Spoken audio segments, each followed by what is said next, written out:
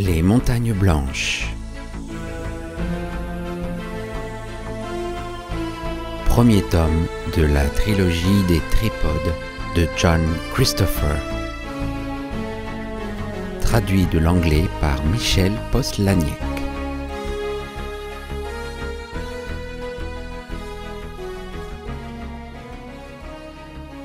Chapitre 7. Le tripode. Je me suis réveillé tôt le matin et je me suis rendu compte que j'avais encore le temps de m'éclipser pour rejoindre les autres. Mais je n'ai pas bougé de mon lit. La fenêtre de ma chambre donnait vers le sud et je voyais le ciel d'un bleu très foncé où une étoile brillante se détachait. J'étais content qu'ils aient du beau temps pour voyager, mais content aussi que ça s'annonce bien pour le tournoi et le choix de la reine. J'ai continué à contempler le ciel jusqu'à ce que je me rendorme, pour me réveiller à nouveau quand la servante a frappé à ma porte. Le bleu du ciel avait pâli et pris une teinte dorée. Je n'entendis pas parler de Beanpole et de Henry. Personne ne semblait avoir remarqué leur absence. Ce n'était pas surprenant. Le tournoi battait son plein, tout le monde était joyeux et impatient, et après le petit déjeuner, nous sommes allés vers le terrain et les pavillons. Mais pas Héloïse. Elle viendrait plus tard avec les autres dames qui s'offraient au choix des chevaliers. Nous avons pris place dans le pavillon, et tandis que nous attendions, un chanteur nous a divertis avec des ballades. Puis ce fut le silence quand les dames sont entrées dans l'enceinte. Elles étaient 11, et 10 d'entre elles étaient habillées somptueusement de robes brochées de fils d'or et d'argent, qui devaient être soutenues derrière par des servantes afin de ne pas traîner dans la poussière. Elles étaient têtes nues, leurs chevelures remontaient très haut, et tenues par des peignes qui scintillaient au soleil. La 11e était Héloïse. Elle portait évidemment le turban sur sa tête, et sa robe était simple, plus foncée, ornée d'une délicate dentelle blanche. Étant la plus jeune, elle venait la dernière, sans servante pour l'accompagner. Au son grave des tambours, ces dames traversèrent le champ pour se rendre là où étaient assemblés les chevaliers, debout devant le pavillon de la comtesse. Quand la fanfare des trompettes retentit, elles s'arrêtèrent, tête baissée. Une à une, elles s'avancèrent. La coutume voulait que les chevaliers tirent leur épée et la lèvent devant la dame de leur choix. Après les 2 ou 3 premières, il n'y eut aucun doute sur le résultat final. Sur les 30 ou 40 chevaliers, 2 saluèrent chacune des dames afin qu'aucune ne soit désobligée. Cela se reproduisit pour les 10 dames somptueusement vêtues.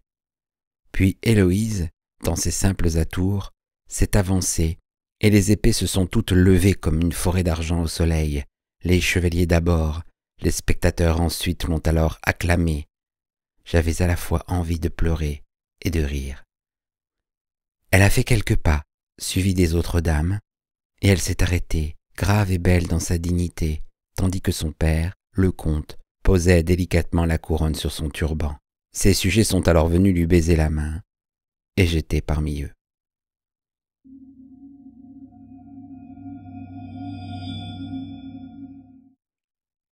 Je n'ai pas eu l'occasion de lui parler au cours de la journée, mais je ne lui en tenais pas rigueur.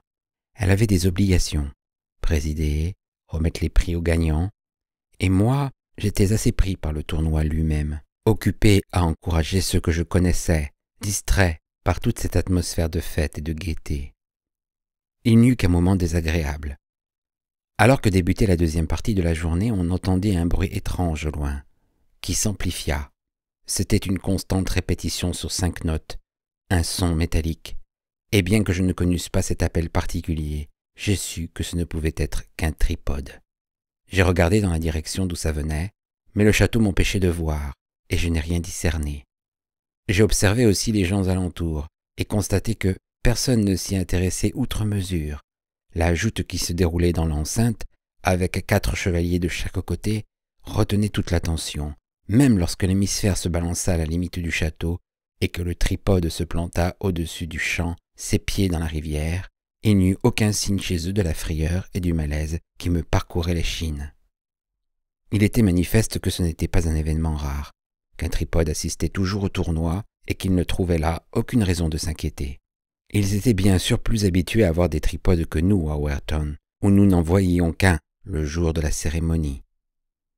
Ici, on en voyait presque tous les jours, seul ou en groupe, traversant la vallée. Je m'étais aussi habitué à les voir, de loin. Être juste sous son ombre était différent. J'ai levé les yeux avec inquiétude. J'ai remarqué qu'il y avait sur les côtés de l'hémisphère et à la base des disques de verre, teintés en vert, semblait-il. Voyait-il par là? Je l'ai supposé. Je ne les avais pas remarqués avant, parce qu'à Werton, je n'avais jamais osé regarder un tripode d'aussi près. Je ne l'ai pas fait longtemps non plus cette fois. L'un des disques était dirigé en plein sur moi. J'ai baissé les yeux pour suivre le tournoi, mais mon esprit n'y était pas. Cependant, le temps passant, mon inquiétude se dissipa. Le tripode n'avait pas émis de son depuis qu'il avait pris place près du château, et pas bougé du tout. Il était seulement là, président ou observant, ou simplement dressé contre le ciel, et on s'habituait à sa présence qui finissait par laisser indifférent. Au bout d'une heure, j'encourageai un de mes favoris, le chevalier de Trouillon, sans plus penser à rien, sauf à l'espoir de le voir, après 2 chutes de part et d'autre, gagner la joute finale. Ce qu'il fit en voyant son adversaire rouler dans l'herbe foulée et jaunie. Comme tout le monde, je l'ai applaudi à tout rompre. Il y eut un banquet ce soir-là, comme il y en aurait chaque soir du tournoi, et à la faveur du beau temps, il se tint dans la cour. La famille du comte et ceux des chevaliers qui avaient leurs dames étaient assis, et on leur apportait la nourriture. Les autres se servaient eux-mêmes aux tables sur le côté, qui étaient chargées de plusieurs sortes de poissons et de viandes, de légumes, de fruits et de desserts, ainsi que de grands pichets de vin. On n'y a guère touché en notre présence, mais les chevaliers se sont attardés après que les dames se furent retirées dans la tour, et des torches furent allumées. Il y eut alors des chants et des cris jusque très tard. Je n'ai pas pu compter les plats. Ce n'était pas seulement la multiplicité des viandes, des volailles et des poissons, mais les nombreuses façons dont ces mets étaient préparés et assaisonnés. La cuisine était considérée comme un art, ce que même Sir Geoffroy n'aurait pas compris, et certainement personne d'autre à Werton. Je suis rentré avec les dames, repu et heureux. Le tripode était toujours là où il avait été tout l'après-midi, mais on ne voyait plus qu'une forme sombre contre les étoiles, un peu floue et presque insignifiante. De la fenêtre de ma chambre, je ne le voyais pas du tout. Il y avait l'écharpe brillante de la Voie lactée et les torches en bas dans la cour, rien d'autre. J'entendis alors frapper à ma porte et je dis « Entrez ». Je me suis retourné et j'ai vu Héloïse. Elle portait encore sa robe bleue ornée de dentelle, mais avait enlevé la couronne. Avant que j'aie pu ouvrir la bouche, elle me dit « Will, je ne peux pas rester longtemps. J'ai réussi à m'échapper, mais ils vont me chercher. » Je le comprenais. En tant que reine du tournoi, elle avait une position spéciale. Tant que cela durerait, nous ne pourrions pas bavarder, ni nous éloigner. Je lui dis « Ils ont bien choisi, je suis content, Héloïse. » Elle me dit « Je voulais te dire au revoir, Will. Ce ne sera pas très long, quelques jours. Puis, quand je serai coiffée... » Elle hocha la tête. « Je ne te reverrai pas. Tu ne le savais pas? Mais je vais rester ici. Ton père l'a dit ce matin. Tu vas rester, mais pas moi. On ne te l'a pas dit? Dis quoi? Quand le tournoi est terminé, la reine va servir les tripodes. C'est toujours ainsi. Je dis lentement. Les servir où? Dans leur ville. Mais combien de temps? Je te l'ai dit. Toujours. Ces mots me choquèrent, mais l'expression de son visage plus encore. C'était une sorte de dévotion ravie, l'extase de quelqu'un qui voit accomplir son plus cher désir. Abasourdi, je lui ai demandé « Tes parents le savent? » « Évidemment. » Leur fils, je le savais, leur manquait terriblement, éloigné pour plusieurs années dans une autre famille, afin d'apprendre la chevalerie. Et c'était leur fille, qu'ils adoraient peut-être encore plus, qui devait aller chez les tripodes et ne jamais revenir. Et toute la journée, je les avais vus heureux et réjouis. C'était monstrueux. J'ai crié « Il ne faut pas! Je ne te laisserai pas !» Elle m'a souri et a hoché la tête, comme un adulte qui écoute les paroles d'un enfant. « Viens avec moi, dis-je. Nous irons là où il n'y a pas de tripode. Partons maintenant. » Elle m'a dit « Quand tu seras coiffée, tu comprendras. »« Je ne serai pas coiffée. »« Tu comprendras. » Elle a poussé un léger soupir. « Je suis si heureuse. » Elle s'est avancée, a pris mes mains et se penchant vers moi, m'a posé un léger baiser sur la joue. « Si heureuse !» a-t-elle répété. Elle s'en est allée vers la porte, me laissant planter là. « Je dois partir. Au revoir, Will. Ne m'oublie pas. Moi, je ne t'oublierai pas. » Elle était partie. La porte refermée, le bruit de ses pas légers alla s'amenuisant dans le couloir, tandis que je restais encore hébété. Je suis allé à la porte, mais le couloir était vide. J'ai appelé, mais il n'y eut que l'écho de ma voix contre les murs de pierre pour me répondre. J'ai même fait quelques pas pour la suivre avant de m'arrêter. C'était inutile, non seulement parce qu'il y avait d'autres gens, mais à cause d'Héloïse elle-même. « Je ne t'oublierai pas. » Elle m'avait déjà oublié dans tous les sens qui importaient vraiment. Tout son esprit était tendu vers les tripodes. Ses maîtres l'avaient appelée, et elle s'empressait de les rejoindre. Je suis resté dans ma chambre, me suis déshabillé, et j'ai essayé de dormir. Il y avait trop de choses horribles. Ce qui arrivait à Héloïse, le fait que ces créatures pouvaient agir de cette façon, et surtout de voir à quel point j'avais été près de tomber, non, de me jeter dans quelque chose de pire que le suicide. Ce qui s'était passé n'était pas la faute d'Héloïse. Elle avait accepté la cérémonie comme tant d'autres, sans comprendre, ne connaissant pas d'autre choix. Mais moi, j'avais compris que j'étais avisé. J'ai pensé à l'incompréhension lisible sur le visage de Beanpole, au mépris sur celui de Henry la dernière fois que je les avais vus. Et j'ai eu honte. Le bruit des réjouissances s'était tu depuis longtemps dans la cour. Allongé dans mon lit, me retournant sans arrêt, j'ai vu qu'une lueur plus diffuse et plus soutenue colorait l'encadrement de ma fenêtre. Ce n'était pas seulement celle des étoiles. J'ai interrompu la ronde de mes regrets et me suis mis à tirer des plans.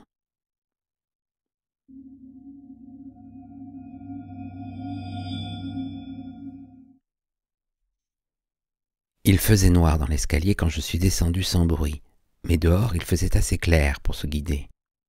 Il n'y avait personne, et il en serait ainsi pendant encore au moins 2 heures. Même les domestiques se levaient plus tard les jours de tournoi. Je suis allé aux cuisines, et j'en ai trouvé un en train de ronfler sous une table. Ivre-mort, il n'avait pu atteindre son lit. Il y avait donc peu de risque qu'il se réveille. J'avais pris ma thé d'oreiller et j'y ai entassé les restes du festin de la veille, 2 poulets rôtis, une demi-dinde, des pains, du fromage et du saucisson. Puis je suis allé aux écuries. Là, c'était plus dangereux. Les palefreniers dormaient de l'autre côté des stalles, et bien qu'eux aussi eussent bu leur soûl, le bruit des chevaux risquait de les réveiller. Le cheval que je voulais était celui que j'étais habitué à monter avec Héloïse, un hongre alezan, d'environ 15 paumes, appelé Aristide. Il était un peu nerveux, mais lui et moi étions accoutumés l'un à l'autre, et je comptais là-dessus. Il est resté tranquille pendant que je le détachais, hormis 2 ébrouements, puis il m'a suivi comme un agneau. Heureusement, la paille sur le sol étouffait le bruit de ses sabots. J'ai pris la selle placée près de la porte, puis nous sommes sortis. Je l'ai mené au-delà du portail du château avant de le sceller. Il a henni, mais j'ai estimé que nous étions suffisamment éloignés pour que cela ne tire pas à conséquence. J'ai glissé l'ouverture de la thé d'oreiller sous la sangle avant de la serrer et me suis préparé à monter. Au préalable, j'ai regardé les alentours. Derrière moi, le château, sombre et endormi. Devant moi, la lys, les oriflammes frémissant dans la brise matinale. À ma gauche, j'avais oublié le tripode, ou peut-être présumé qu'il partirait pendant la nuit. Mais il était là, autant que je pouvais en juger, au même endroit, sombre comme le château, et comme le château, endormi. Il semblait l'être, mais je sentis un frisson de malaise. Au lieu de descendre la large pente douce à cheval, j'ai gagné à pied le sentier plus escarpé qui serpentait au flanc du rocher où était construit le château, pour aboutir entre les prairies et la rivière. Là, une rangée d'arbres me cachait partiellement du château et du géant de métal posté en sentinelle au milieu des eaux tumultueuses de l'autre bras de la rivière. Rien ne s'était produit. Il n'y avait aucun bruit sinon le cri proche d'un oiseau aquatique. J'ai enfin enfourché Aristide, pressé mes talons contre ses flancs, et nous sommes partis. Comme je l'avais dit à Henry et à Beanpole, c'était vrai qu'ils pouvaient se sauver sans que leur absence soit remarquée pendant un jour ou 2, mais pas moi. Tournoi ou non, il était probable qu'une équipe se lancerait à ma recherche. C'est pourquoi j'avais pris le cheval. Ainsi, je pourrais mettre la plus grande distance possible entre eux et moi. S'ils ne me trouvaient pas dans un rayon de 30 kilomètres du château, j'estimais que je serais hors de danger. Le cheval me permettait aussi de rattraper Henry et Beanpole. Je connaissais à peu près leur itinéraire. Ils avaient un jour d'avance sur moi, mais allaient à pied. Je ne risquais plus d'être gêné par leur complicité. J'étais trop conscient d'être seul dans la lumière grise de l'aube. Le sentier suivait la rivière sur presque 2 kilomètres avant d'arriver au gué que je devais franchir. J'avais parcouru presque la moitié de la distance quand j'ai entendu le sourd bruit d'un énorme poids frappant le sol, puis un autre, et un autre encore. Automatiquement, tout en me retournant, j'ai lancé Aristide au galop. Le spectacle était évident et horrible. Le tripode s'était arraché de son poste près du château. Il me suivait implacablement à la trace. Je ne me rappelle presque rien des minutes qui ont suivi, en partie parce que la peur me brouillait les idées et en partie peut-être à cause de l'événement suivant. La seule chose qui me revient clairement est la plus terrifiante de toutes, l'instant où j'ai senti une lanière de métal froid mais incroyablement souple s'enrouler autour de ma taille et m'arracher à ma monture. J'eus l'impression confuse de m'élever dans les airs, de me débattre faiblement, paralysé par ce qui allait arriver et par la peur de tomber sur le sol déjà dangereusement loin de moi si je me libérais, puis celle de regarder la carapace brillante, de voir le trou noir qui allait m'avaler, d'éprouver une frayeur que je n'avais jamais connue et de crier. Puis ce fut l'obscurité.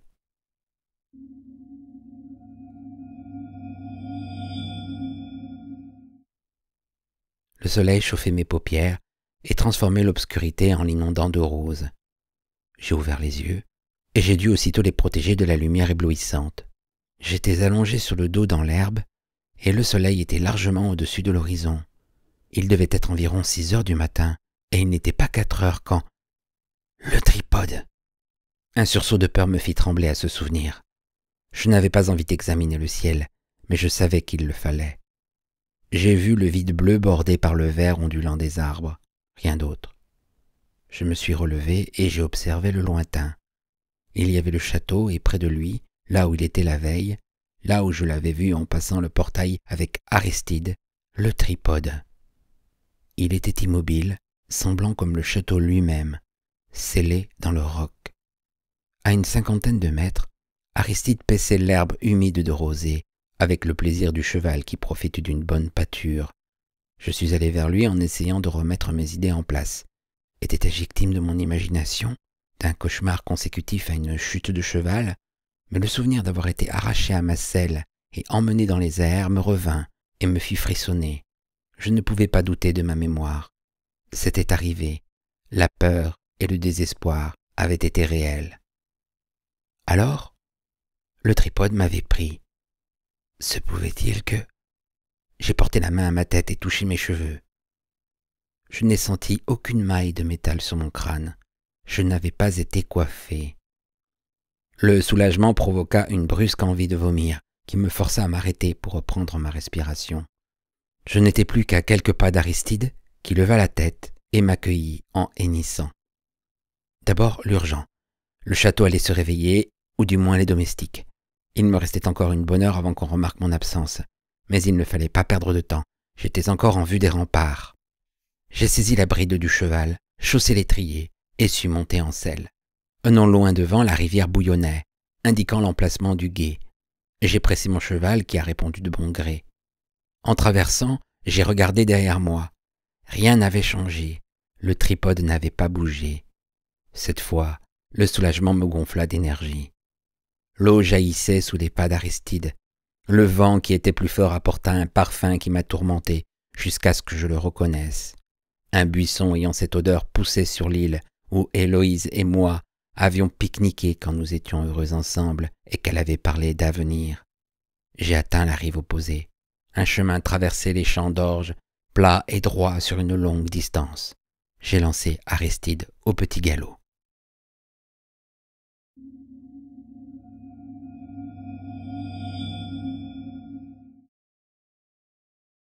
J'ai continué plusieurs heures avant d'estimer pouvoir m'arrêter.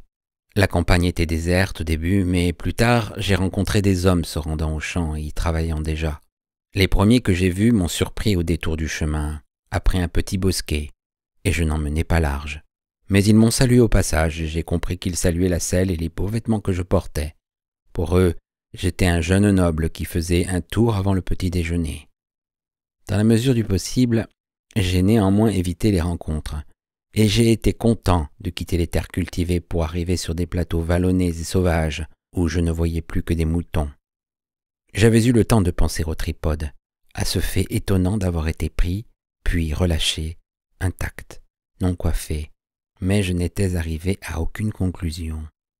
Il m'avait fallu l'admettre comme un de leurs actes imprévisibles, un caprice peut-être, comme celui qui les avait fait tournoyer autour de l'Orion en hurlant de rage ou de joie ou de quelque autre émotion très différente et incompréhensible avant de s'élancer hors de l'eau et de disparaître à l'horizon. Ces créatures étaient inhumaines et on ne devait pas essayer de leur prêter des mobiles humains. Tout ce qui importait réellement était que j'étais libre, que mon esprit était toujours mien et maître de ma destinée, du moins autant qu'il pouvait l'être. J'ai mangé et bu de l'eau d'un ruisseau et je me suis remis en selle.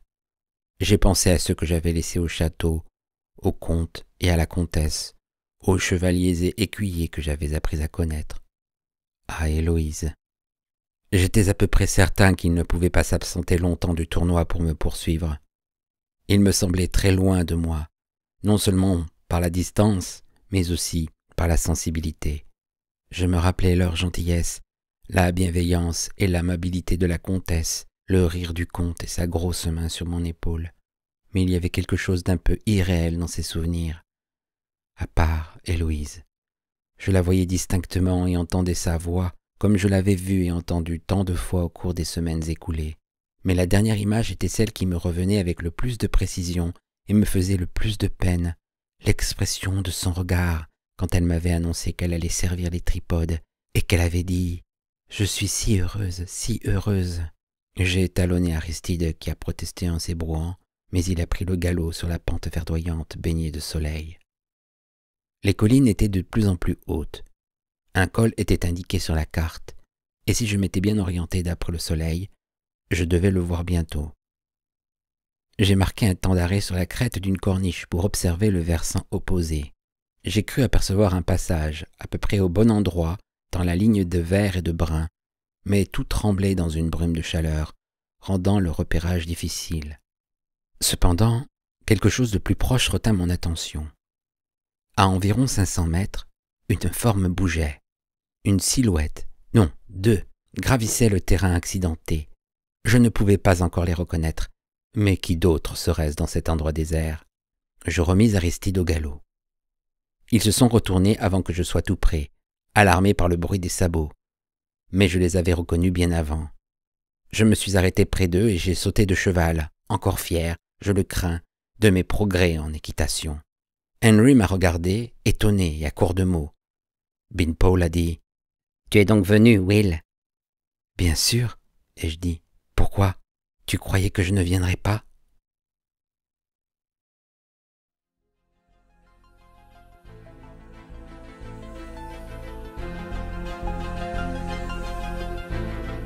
C'était Les Montagnes Blanches, tome 1 de la trilogie des tripodes, de John Christopher.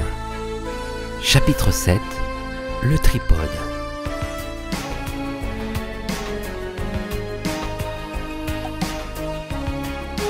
Si vous avez apprécié cette lecture, merci de liker, commenter et de vous abonner à la chaîne. À bientôt.